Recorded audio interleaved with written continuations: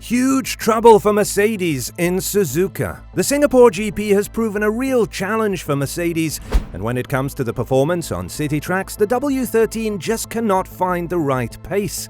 Although Hamilton was very good in the qualifying session, finishing P3 with just a plus 0.050 gap to Leclerc for the pole position, the Sunday performance was something that he would want to forget really quickly. However, it seems like Mercedes' problems won't end in Singapore, as they are yet to experience another downfall in the performance in Suzuka, which is this upcoming week. Why do we think that Mercedes will fail to perform yet again? Stick around with us to find out more. Mercedes is a team that has had a fair share of struggles throughout the 2022 season, and most of these struggles were related to the issues that the aerodynamical phenomenon of porpoising caused. Nevertheless, the W13 found some decent pace in France and Hungary, with Russell earning his first career pole position in the latter event. That is why Mercedes thought they could chase and overcome Ferrari for the P2 spot in the Constructors' Championship, but after the Singapore GP, it became evident that this goal might be a bit too distant for their own taste. The Brackley-based team did perform well on Saturday if you see Hamilton's performance. However, Russell did fail to reach out to Q3, which was truly a rare sight for the young Briton, and he opted for a new engine and start from the pit lane on Sunday. This made his race even more complicated, and the fact that he gambled with dry tyres too early in the race made it impossible for him to score points. Nevertheless, there was one specific problem that Mercedes had when it comes to the Singapore GP, and that was the rain. It seems like Mercedes just cannot get the tyres to work at the optimal temperature when the surface is a bit colder. Cold surfaces on the track are normal when there is rain or when there is colder weather than usual. According to Hamilton, this was the main issue as to why the W13 lacked pace on Sunday.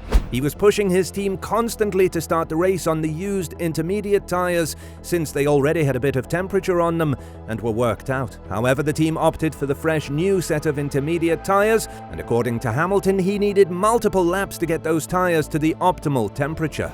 It took several laps for temperatures to come up, and we can't fire our tyres up as quick as the others for some reason on wet and dries, and we don't really understand why, said Hamilton. Hamilton's race was truly a roller coaster ride, and he did make two big mistakes that cost him places on the grid. The first one, however, was much bigger than the second one, and it almost cost him to retire the car. While pushing to make an overtake on Sainz, he lost control of the car and hit the barriers with the nose of his car. The front wing was damaged, and he lost around 15 seconds of lead he had ahead of Norris and Verstappen.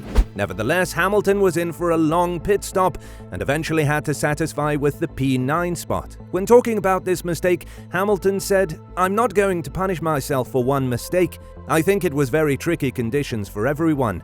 I think our car, whatever the problems that we have with it, it's magnified in the rain. It's a very, very hard car to drive in the rain. The car had its moments this weekend for sure, but it was not too bad. It's been hit and miss with this car, but I think there were positives to take from the weekend. It's just a shame not to get many points for the team." The second mistake was when he tried to complete an overtake on Vettel, while Verstappen was following him close from behind. Hamilton went a bit wide in this attempt, opening the door for the reigning champion and losing an additional place and 2 more points in the championship. It's evident that Singapore is a track that Hamilton and Mercedes want to forget really quickly, and according to Toto, this was yet another big hit for the team's aspirations for the P2 spot in the Constructors' Championship. This season has given us several tough lessons, and today was another one. We started from opposite ends of the grid with our 2 cars, but we couldn't capitalize on the car's race pace with either of them when it came to an end result. Lewis was fighting for the podium for much of the race, but also battling a car balance that was on a knife edge today, in difficult conditions and on the bumpy surface. After he locked up and damaged the wing, the stop to change tyres and the hose cost him position. Then he lost out even more when cars ahead pitted under safety car and jumped ahead. That left him stuck in a train of cars on very similar aged tyres, and he couldn't make up any ground. For George, we rolled the dice on dry tyres when he was running out of the points. In hindsight, it was clearly too early, but he had nothing to lose, so we were prepared to take the gamble. Even so, as the race unfolded, he was still on course to make it back to the points until the collision with Mick, which put him last on the road, said Wolff. But it seems like the Brackley-based team will face a similar issue in Suzuka. The Japanese GP is this week, and the weather forecast says that the qualifying sessions as well as the racing event will be under wet conditions. According to Hamilton, the rain in Singapore is what magnified Mercedes' constant issue during the 2022 season, and that is getting the tires to the optimum temperature. In 2022, the regulations saw the tires growing from 13 to 18 inches, meaning that they are now harder to warm up. On top of that, the brake discs have also enlarged, so they also need more time to warm up and be brought to the optimal operating temperature. However, it seems like Mercedes struggles a lot with this issue compared to the other competitors, and that was seen on multiple occasions this season, like in Australia, when Perez was able to overtake Hamilton with the Briton exiting the pits, even without using DRS. This would be a huge blow for Mercedes' hopes that they can get the P2 spot in the Constructors' Championship, something that they've constantly pushed for ever since France, when they shared the podium at P2 and P3 in 2 consecutive weekends prior to the summer break. However, the battle is now to Ferrari's advantage by 66 points, and according to Wolff, it will be much more difficult to battle the Maranello team in the remainder of the calendar. As he added, "The biggest frustration today is that we couldn't build on the signs of competitive performance we saw in FP2 and qualifying. Our championship fight for P2 has got significantly more difficult with this result, but the only thing to do is to collect ourselves and throw our energy into the next race in Suzuka to rebuild momentum." Earlier this season, Russell shared some insights as to which track would be the best when it comes to the team's first season win. He answered that in Austin, USA, the Brackley-based team has the biggest chance of scoring its first season win.